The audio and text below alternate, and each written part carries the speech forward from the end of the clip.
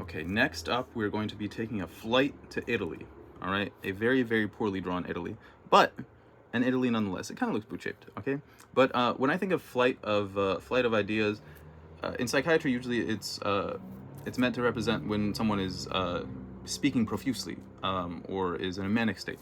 But you can also think about it in terms of an actual flight. So from going from one thing to the next and just jumping from one, two, three, right? So that's what I try to do here. Jumping one, two, three, right? So if you were on the Canary Islands, moving to another island, moving to Jamaica, and trying to go through that rather quickly. The way these are usually asked is they try to understand prevention and risk questions.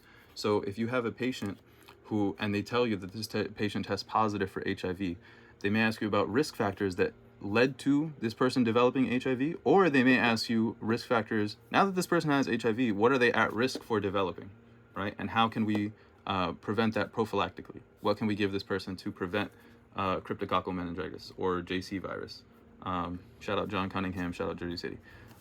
But then you have a concept like meningitis. So if someone comes in and they have meningitis very clearly, what could you have done to prevent this person from developing meningitis?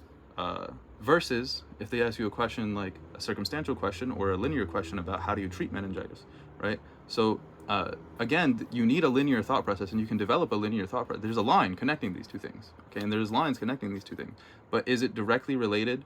Like, does HIV directly cause cryptococcal meningitis? Does simply having HIV and like a low CD4 count cause the cryptococcal organisms to develop in your body, or does it simply predispose for that?